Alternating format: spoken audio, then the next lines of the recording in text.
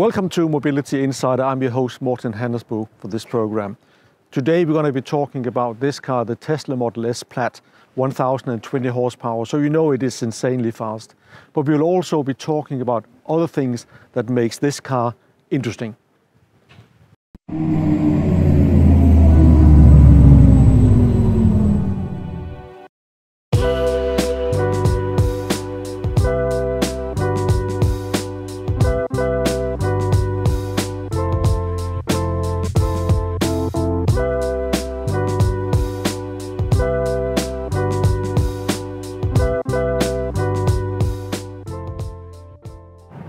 When you get into the vehicle, the first thing you notice about the Tesla Model S Plaid is of course the Yoke steering wheel. It is very different from what you are used to.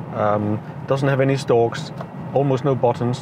In general, in the whole instrument area, there's just nothing you can touch pretty much apart from the emergency lights.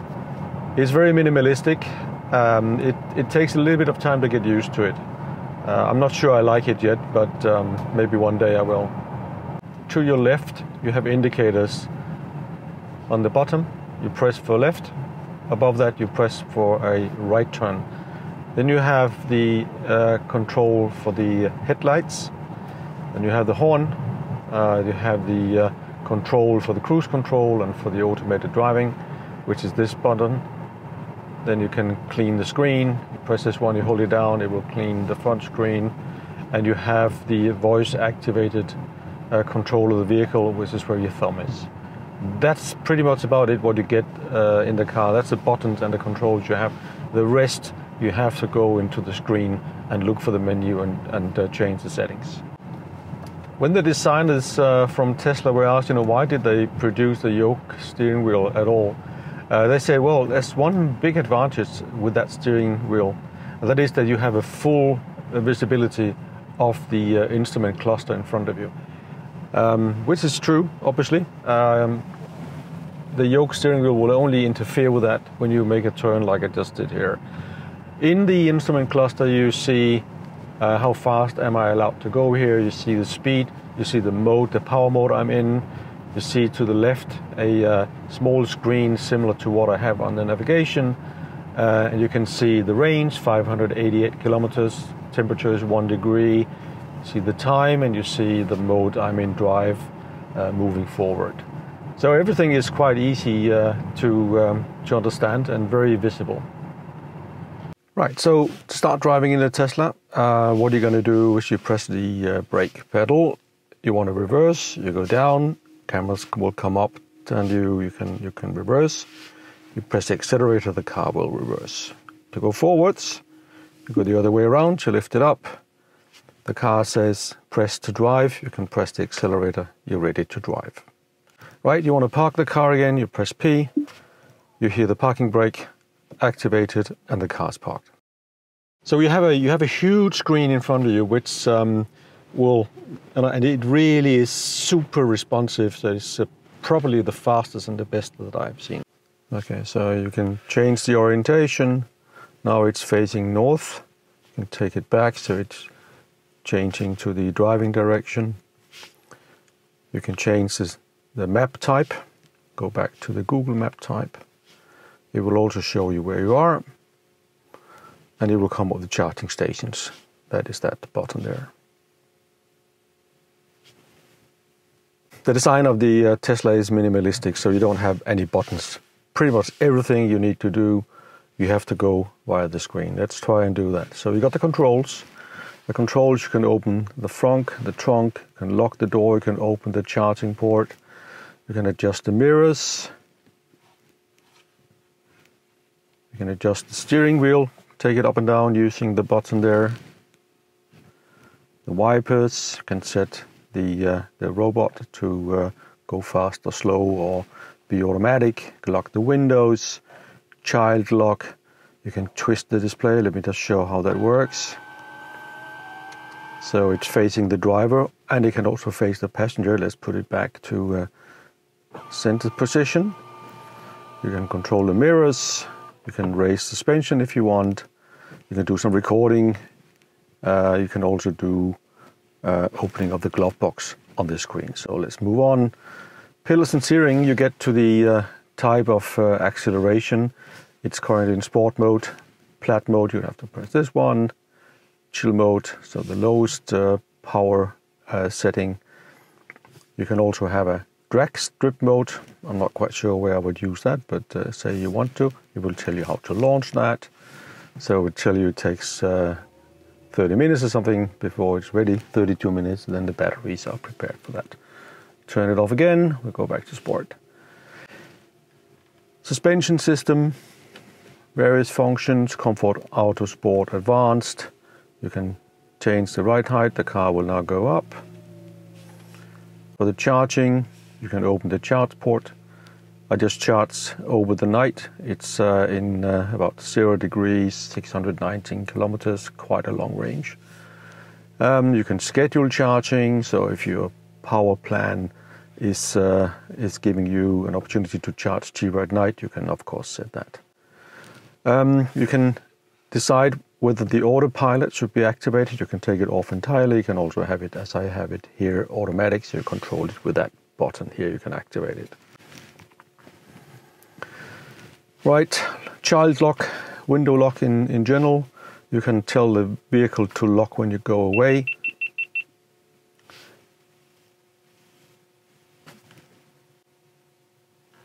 The lights, dome lights.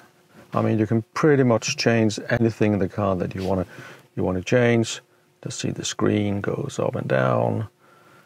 Appearance, you can change it to dark mode. Take it back to auto. Clean the screen and so on. You've got the trip indicator, how efficient the vehicle is driving, navigation, automatic start, online routing, avoid ferries and so on. One thing I do like, an innovative factor, is the Sentry mode. Activated Sentry mode under safety. And if you want to know what it does, there's an explanation from Tesla. It actually just will try to tell you if there's any danger in or around the car, someone leaning onto the car or someone trying to break through the window. It will start recording and it will start showing the lamps and use the horn. So it will maybe give you a better feel of safety. Service, check the vehicle, and software download that is coming from over the air. Let me show you another function, which is one of the more crazy functions. So we got a toy box. The toy box gives you opportunity to do the boom box, so you can hear music outside of the car coming from the loudspeakers in the front. You can set up a light show, schedule it. You'll have to leave the vehicle, and then you can watch the vehicle play music and play with the lights.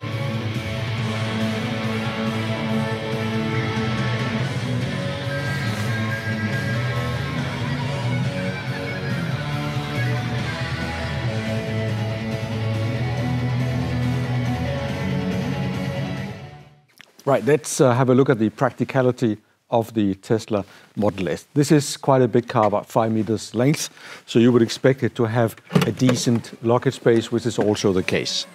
I put in 2 suitcases, so that gives you an idea of the space. I think you'll have enough space for the family vacation or the long trip.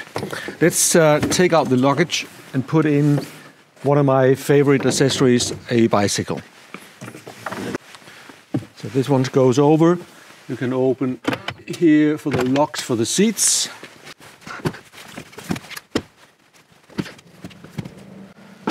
And we will see how easy it is to get a bicycle in the car.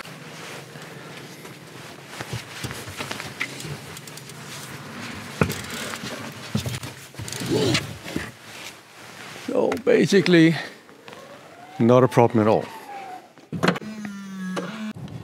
I think besides the 3 electric motors on the Model S Plaid, that is something unique, and the power output is just insane, and it is very unique. But they also changed the interior, and if you compare the Model S today with the Model S just 4 years ago or 6 years ago or even 10 years ago, now this is a high quality car. The new generation of Model S, even though they look the same, they have a much higher quality inside. The ergonomics are much better. Of course, the screen and the processes for handling the in-car entertainment system is of another league of what they used to be. They also put more emphasis on the stiffness of the vehicle. The suspension of the vehicle is much better. Overall, it is a modern car, even though it's 10 years old. So I think they spent the money wisely in some case, even though it doesn't look different really from the car 10 years ago. Why did Tesla not go further and change the metal and the shape of the vehicle? The moment you do that, it's like developing a new car, and it will cost you millions, hundreds of millions. And you need new stamping machines because the metal needs to be bent in a different way, and it is very costly and it takes time. I think Tesla decided this wasn't necessary. They focused on the powertrain, the upgrades there.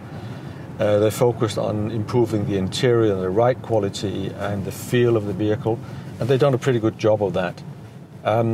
Clearly they could have spent a lot more money, but let's face it, this is a 10-year-old car.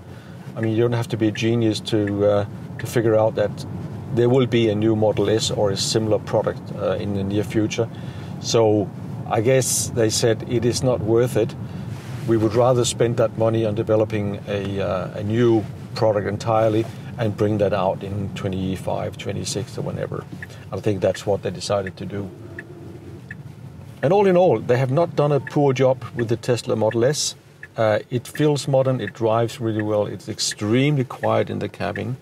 And the feeling you have when you touch the screens and you look at the car is that it is up to date. If you go into details, yes, the cup holders maybe could have been better. You could have had bigger door pockets.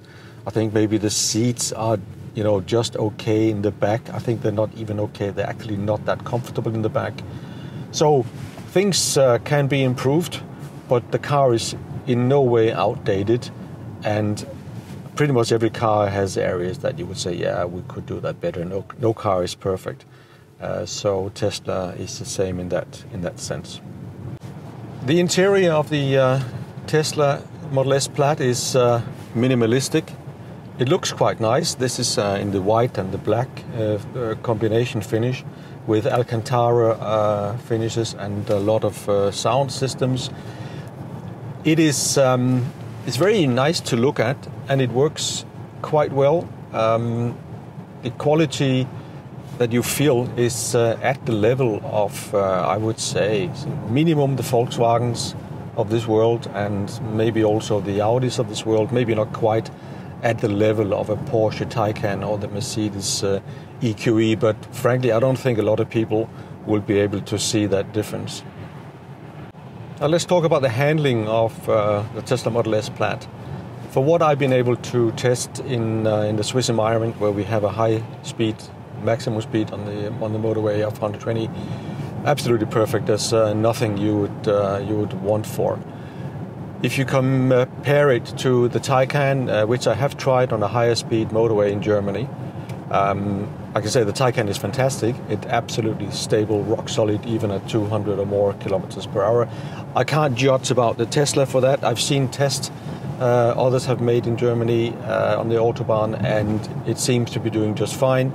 I know that the brake systems for some are just a tad too slow, or you have to press really hard. So maybe you can argue you should upgrade the brakes a little bit to match that of the Mercedes and the Porsche Taycan. For what 99% of the people who drive the Tesla Model S Plaid will need, you have plenty of safety and power in the brakes and the suspension as it is. In my view, you have two competitors in the marketplace for the Tesla S Plaid. One is the Porsche Taycan Turbo S, which comes as a sedan and also with a hatch. You can get that one with 700 horsepower, and even though it's a different characteristic and more sporty, it is pretty much delivering the same thing. You can't entirely compare them, but they deliver on space and performance and the looks, all these things. The Taycan is comparable. However, the Taycan is 100,000 more expensive and is not even as fast as the Model S. Another competitor I think that is relevant is the Mercedes EQE. So it's the E series, the large sedan type, just as the electrical version, which price-wise is about the same as an AMG version of it. It will be somewhat more expensive than the Tesla Model S Plaid. And yeah, you can say those two vehicles probably are the most relevant competitors for the Tesla Model S Plaid. In any case, the Tesla is cheaper and faster. Let's have a more wider look at what Tesla is bringing to the automotive world. A few years ago, Tesla's volume worldwide was quite small compared to the established players. In the last couple of years, Tesla has grown and grown between 50% or 40% per year. In 2022, Tesla sold worldwide 1.3 million cars. They're planning to sell 1.8 or 2 million cars in 2023. So all of a sudden, Tesla is one of the established big players in the marketplace. So you can no longer ignore what Tesla is doing.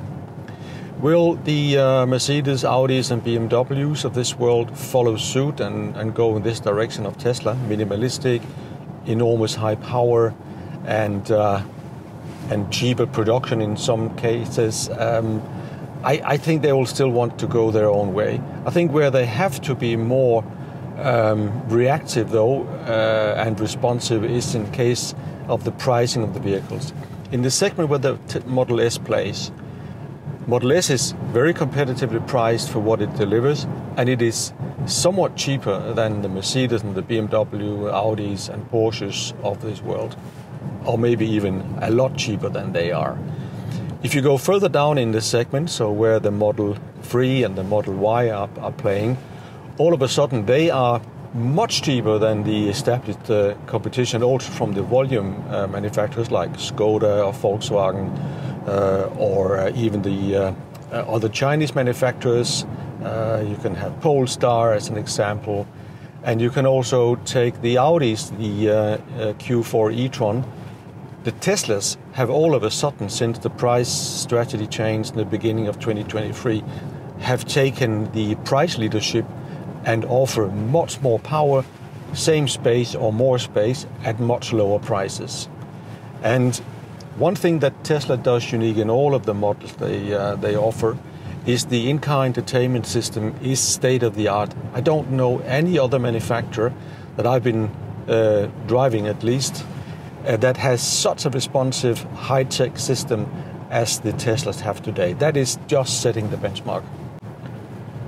The super high power cars as the Model S Plaid, I think are here to stay, because the power is quite cheap when you build electrical vehicles. You put in one motor, you put in two motors, you put in three motors, and the software will manage that, and then you have insane power from a normal vehicle. I don't think that's going to go away, and if you talk about the Cybertruck, obviously the power may be needed for a powerful pickup truck that has to pull maybe a trailer or something, so whatever. But the usability has to remain, and Tesla has solved this in a good way. They have different programs we can choose, and if you choose the chill mode for this car, I think it feels like 250 or 300 horsepower, and it is safe for you to then give the car to your teenager at home and they can drive it without causing an accident. So I think it will be okay, even though we have these cars with this much horsepower. We're not going to use it every day. It's way too dangerous and it's not necessary. But it's cheap to build it, and you get a marketing story. So I guess Tesla will keep doing it, and so will others. So what can we expect from Tesla in the next few years? So obviously Tesla will keep driving for more technological advances. I don't know what's coming, but I'm sure they will be first with a few things. Then in terms of models, let's start with the Model S. I think there will be a new Model S in a couple of years' time, maybe 25, 26, or a similar vehicle of the size of a Model S, because they have to respond to BMW, Mercedes, the Porsche Taycans, and other vehicles in the segment. The different product, the Cybertruck, is likely to be starting selling in 2023. That's a vehicle for the US or maybe the Middle East. It's way too big for Europe, so I don't think we're going to see many of those over here. The most important product for Tesla probably is the small vehicle that will sit below the Model 3 and the Model Y. That will be a product that can sell in the hundreds of thousands worldwide and should cost between 35, maybe 40,000, offer good ranges, 500 kilometers, but be affordable and hit the sweet spot in the marketplace. So I think we're going to see these products coming up, the small one, the Cybertruck, and the Model S will be renewed. And then maybe there will also be some new SUV type like the Model X, which hasn't had too much popularity. We'll see if that makes sense, and Tesla may tell us more about that over the coming months.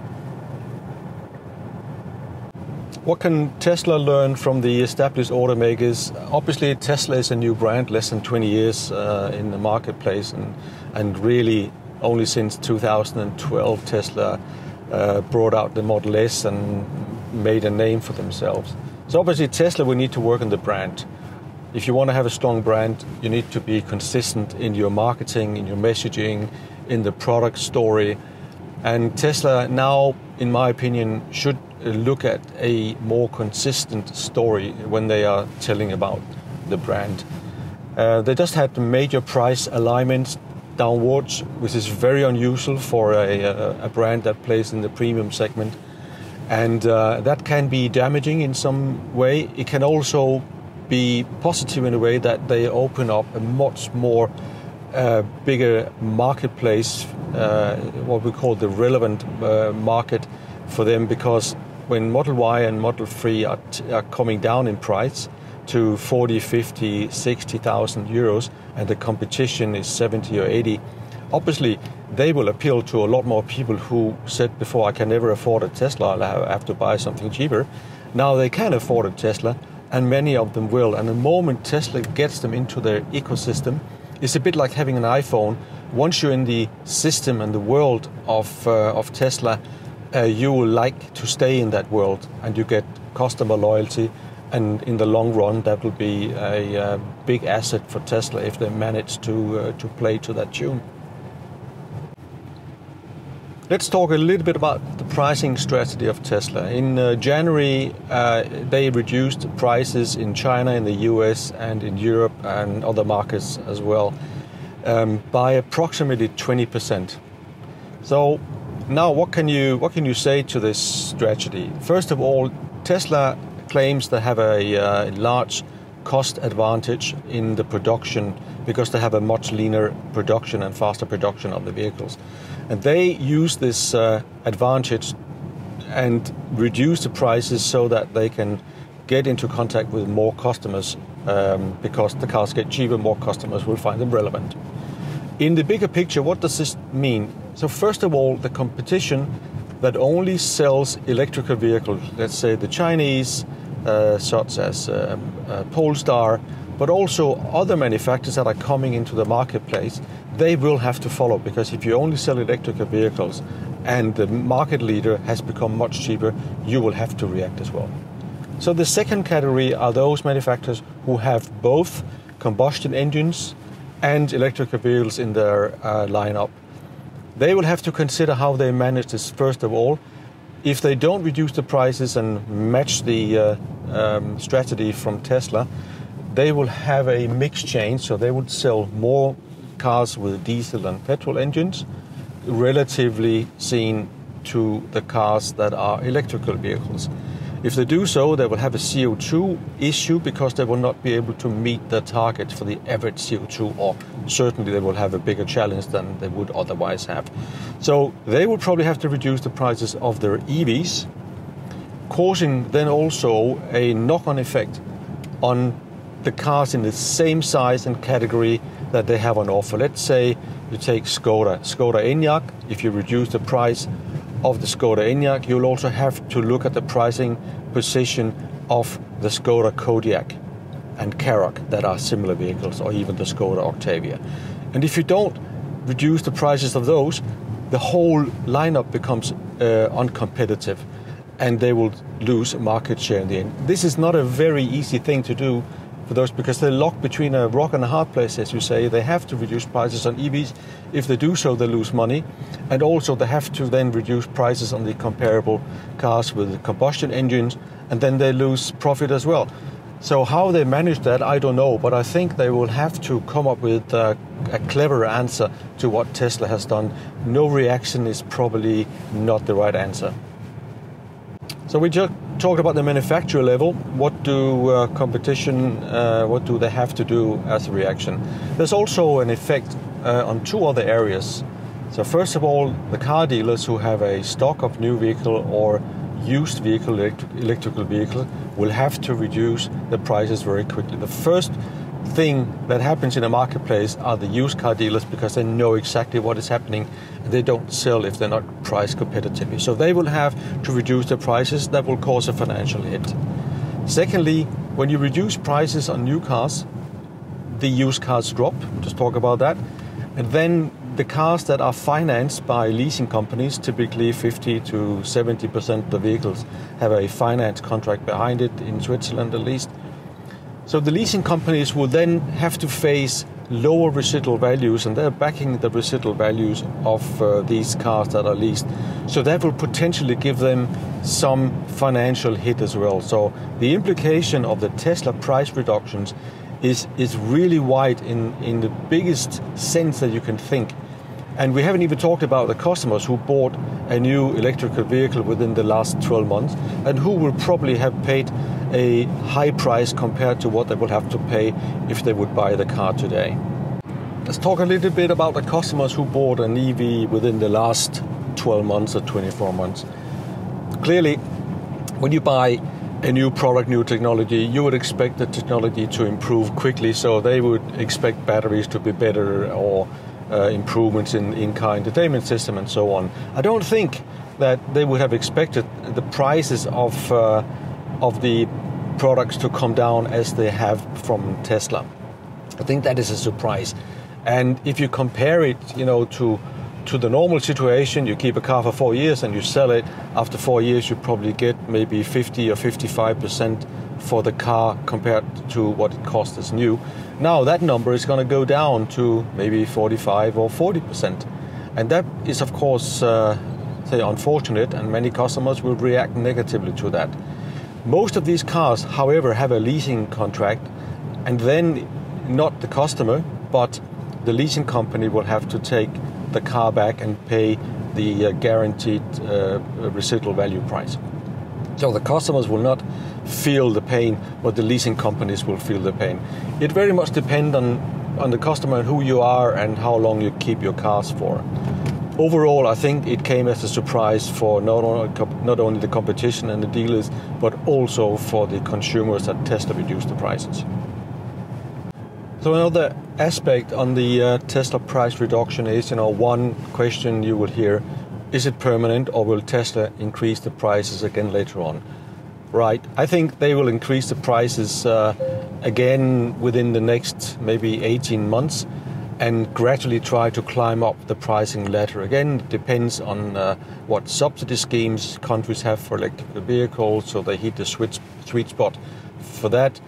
But I think eventually they will try to increase prices again, but very slowly. Otherwise, you would lose the new customers you're trying to win over. And the second thing is, if we look at 2021, 2022, we are coming out of a market that was booming hot for electrical vehicles. Long delivery times, prices went up, and you just have to realize that the price level of electrical vehicles had gone up too far, and this is a recalibration to match the expectations of the customers who are going to buy an electrical vehicle. In other words, very simply put, the electrical cars had become too expensive, and Tesla is the first one that has been able to reduce prices and probably have also reduced their cost accordingly, or will reduce their cost so they can afford it.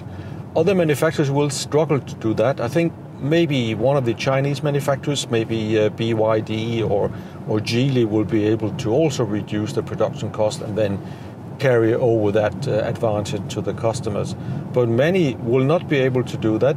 The German manufacturers will struggle because they have high cost. They still have 2 or 3 engine lineups that they have to maintain. So they've got diesel and petrol engines and plug-in hybrids, and they also have the electrical vehicles. And the engineering and the maintenance of all this product lineup is very expensive, so they're not going to be able to take out the cost as quickly as BYD, Geely and other manufacturers, and of course Tesla has been able to do.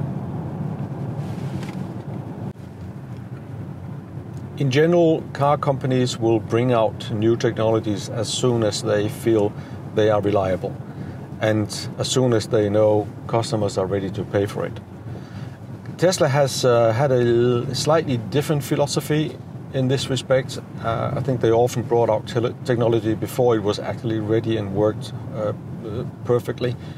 And secondly, they have been showcasing the direction of the technology more than the technology itself.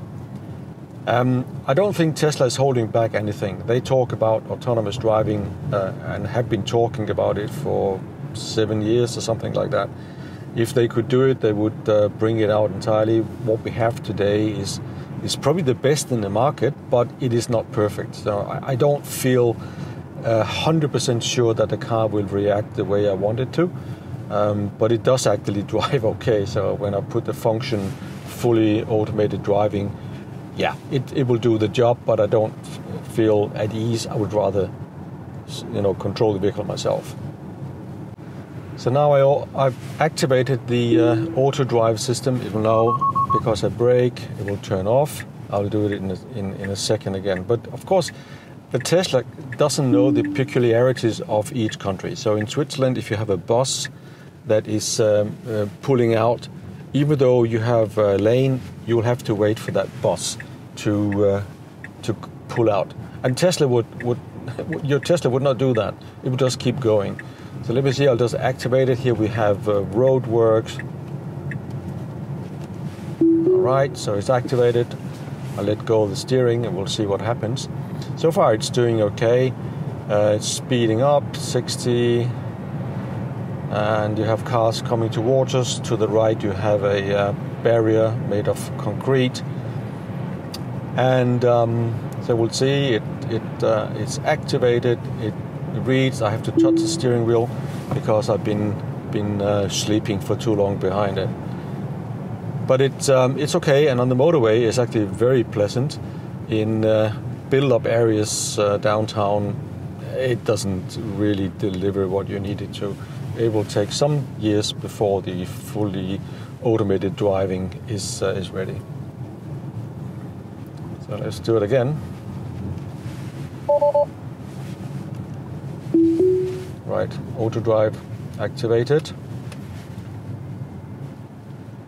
There's a little blue symbol that will show that, and in a few seconds it will tell me I didn't touch the steering wheel. It will come up with a white flashing light. I just have to touch it and it's fine. Then it will go for a little while again. So it works quite well. I got a Tesla in front of me. I guess the cars are talking with each other. So, and now it stops for some reason, I don't know. So these are the things. There's a bicyclist on the road, so Tesla probably thought that might be dangerous and warns me. But it's impressive what it can do. All the cameras and the car will slow down. So I don't think it's going to cause any accidents, but I'm not quite sure I would use it every day. The autonomous driving technology is super interesting. And the older we get, the more we will need it at some point in time. We want to stay mobile, be able to go to the restaurant and so on. And when we're up in our 90s and maybe we don't see that well, we would want to have autonomous driving. So this is the reason why manufacturers will find a way to deliver it, because they can keep us mobile, keep us driving cars for longer. How long time will it take? I guess we're going to go into 2030s. maybe 2040s before we actually see autonomous driving being something that every car comes with, and you can order robo-taxis that will come and pick you up and so on. I think it will come though. So let's say 15 years from now on, I think we'll see the first vehicles that are affordable and can be trusted to deliver.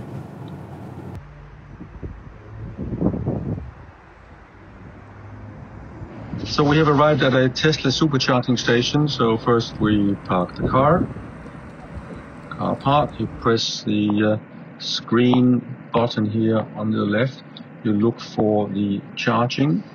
Then you press open charge port. You have to take the foot off the brake. Okay. Okay, so charging the Tesla is, really easy. You take the cable from the Tesla supercharger, you plug it into the vehicle after you have opened the port, and within a few seconds, the system and the Tesla will start talking to each other. It will tell you on the screen in the car how fast it is charging, and the bill will be automatically sent to you via your credit card or your account.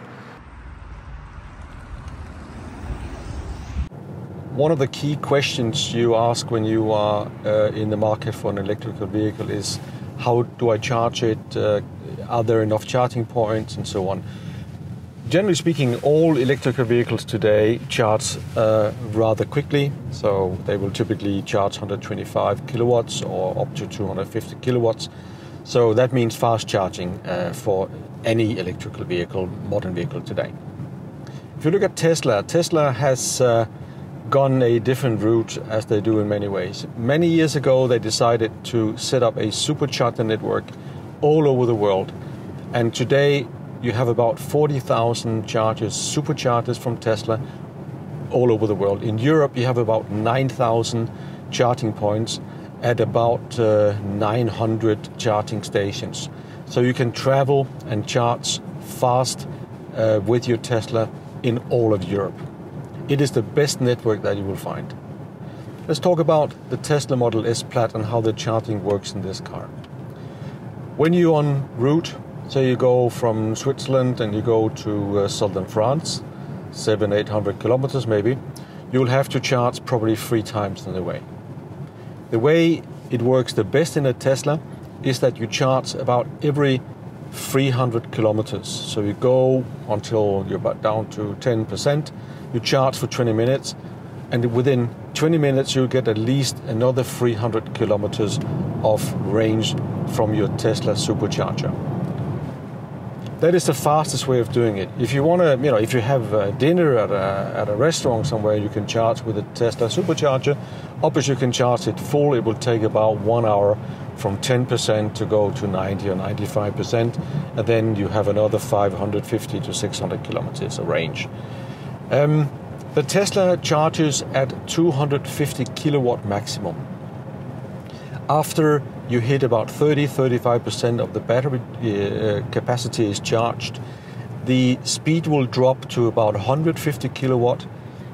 When you hit 2/3 of the battery charged, then it will drop to about 100 kilowatt, and therefore it takes a little bit longer. You know, why is that? When you fill a battery with power, it's a little bit like when you pour water into a glass. When you get to the edge of that glass, you have to hold it really steady, and the bottle you have to pour in very slowly. That's the same effect you have when you charge the batteries in the car. The more battery is charged, the longer it takes to fill in and look for the cells that are still not filled with power. And that's why it slows down for the second and the third part of the charging phase. Overall, with a Tesla, you are guaranteed the best charging service all over Europe and all over the US if you want to travel with your Tesla in the US. It is better than the other manufacturers out there. So we're back where we started yesterday, and let me now give the Mobility Insider's verdict on the Tesla Model S Plaid after having driven it for a couple of 100 kilometers today and yesterday. When you look at the car, I think it looks smashing in this color. It looks modern, but considering that it is already 10 years old, it is no longer the groundbreaking design that it was when it came out in 2012. The car offers plenty of power. It's 1,020 horsepower from 3 electrical motors. You will never be short of power in this vehicle. It will accelerate 0 to 100 in a couple of seconds. It will keep pushing if you go on the Autobahn as long as you want it to, and it will easily drive 260 or 70 kilometers per hour. That is, you're not going to be short of power at any time. Inside the vehicle, it has been upgraded to a modern standard. You can compare this to the Mercedes or the Porsches of this world. Maybe you'll find something that is not of your liking, but I think they have done a really good job of getting a contemporary design and high quality into the vehicle. And it is much better than it was 5 years or 10 years ago. Back then, I think you could fairly say that the Teslas did not have the quality that we would expect. In terms of charging, the Tesla Model S Plaid will charge at 250 kilowatts. Typically, that performance will drop after the battery has charged 30 or 35% down to 150 kilowatt. Then, when the battery is charged 2/3, it will drop again to about 100 kilowatt. In short, when you charge, 15 minutes will give you another 300 kilometers of range, which is a good performance. So when you go on long trips, you will stop every 250 or 300 kilometers, you will charge 20 minutes, and you will keep on moving, and you will find the next Tesla supercharger. So that works really well. The car has a range of 600 kilometers. On a cold, frosty day, today I think it's minus 4 degrees, it will still give you some 500 kilometers, which is a massive range for a big car like this one. So what is my verdict on the car finally? So I would give it a score, 1 of 4. So first, is it okay? That would be 1 star. Is it, yeah, this is fine, would be 2 stars. And third would be, is this on my shopping list if I was buying a car in this segment? And 4 stars would be absolutely perfect, go get it. I would give the Tesla Model S Plaid 3 stars. It delivers on all of the parameters you want a car in this segment to deliver on, but you have a few flaws. I don't like the steering wheel. I don't like the concept in the car when you use the indicators, open the glove box, you have to press a button. I don't like all that. But overall, you would be happy with this car. It's an expensive car. It's 138,000 Swiss francs. But I think it deserves a good 3 stars, and you should go and have a test drive if you are into this type of vehicle. It is definitely worth an experience.